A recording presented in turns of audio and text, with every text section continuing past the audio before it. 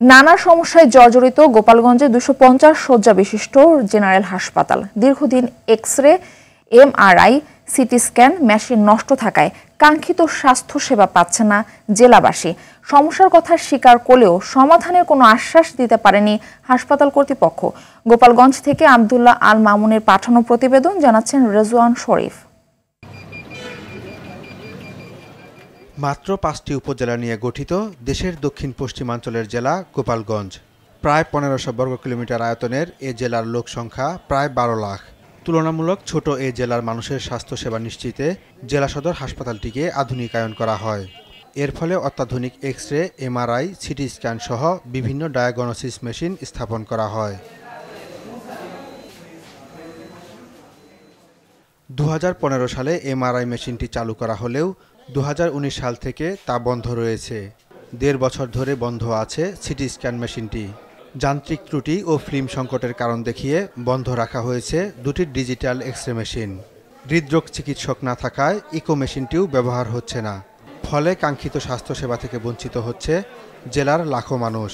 আমি আসসালাম হসপিটালে অনেকদিন ভর্তি আছি, কিন্তু ভালো তেমন ট্রিটমেন্ট পাইনি। পরে আমি নিচে গেছিলাম এক্সরে করতে, এরকম হয় না, এখানে বলে হয় না। তারপরে আমার এক ভাই ছিল, সে আমার নিয়ে ওই গোপালগঞ্জ শহরের ভিতরে পপলায় ওই জায়গাতে এক্সরে করিয়ে আনছে।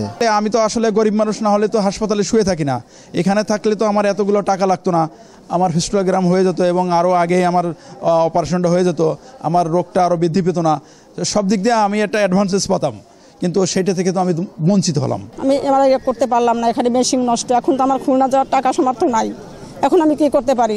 এখন গোপালগঞ্জের মেশিনটা যেন সহজে ভালো হয়, আমার মতো দুঃখে গরিব যারা আছে তারা যেন এটা এখান থেকে করতে পারে। এখন এক্সরে ফিল্ম নেই, আমাদের এখানে রোগীদের অনেক সমস্যা হচ্ছে, অনেক দুর্ভোগ পোহাতে হচ্ছে। বাইরে করতে গেলে অনেক টাকার প্রয়োজন। ঢাকা খুলনা যার তৈফিক আমাকে নাই, টাকা নাই। যদি এই জায়গার মেশিনটা ঠিক করে দিতেন তাহলে আমরা একটু সহজে একটু বই করতে পারতাম ট্রিটমেন্ট।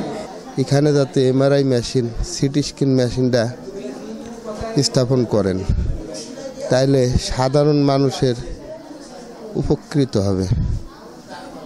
যেমন আমি ভুক্তভোগী, এই বাইরের থেকে সিটি স্ক্যান করাইতে অনেক টাকা লাগছে।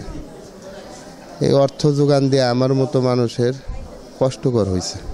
নানা সীমাবদ্ধতার কথা উল্লেখ করে সেবা দেওয়ার কথা জানান হাসপাতালের এই টেকনোলজিস্ট। আমার এখানে CT scan, MRI, X-ray, ultra, ECG, echo হয়, কিন্তু আমাদের কিছু কিছু কাজ দীর্ঘদিন যাবৎ বন্ধ রয়েছে, যেমন এমআরআই, সিটি স্ক্যান আর এক্স-রেটা ফিল্মের সংকটের জন্য কাজ হচ্ছে না। সমস্যা সমাধানে বারবার উদ্যোগ নেওয়া হলেও বরাদ্দ না পাওয়ায় তা বাস্তবায়ন সম্ভব হয়নি বলে জানান হাসপাতালের এই কর্মকর্তা। এমআরআই এবং সিটি স্ক্যানের জন্য এটার মেনটেনেন্স খরচ, যেরকম সিটি স্ক্যানের মেনটেনেন্স খরচ প্রতি বছরে 50 লাখ টাকা, ঠিক আছে? এর একটা ত্রিপক্ষীয়ভাবে নির্ধারণ করা হয়েছিল, কিন্তু সেই টাকাটা আমরা পাইনি, যার জন্য এটার মেনটেনেন্সটা করা যায়নি। আর এমআরআইয়ের ব্যাপারে ওই আমরা চিঠি করেছি, কিন্তু এটা নির্ধারণই করেনি যে কত লাগবে বা এটা ঠিক হবে কি ঠিক হবে, সেই কারণে এটা করা হয়নি। সাধারণ মানুষের স্বাস্থ্যসেবা নিশ্চিতে দ্রুত কার্যকর ব্যবস্থা নেওয়ার দাবি জেলাবাসীর। রেজওয়ান শরীফ, RTV।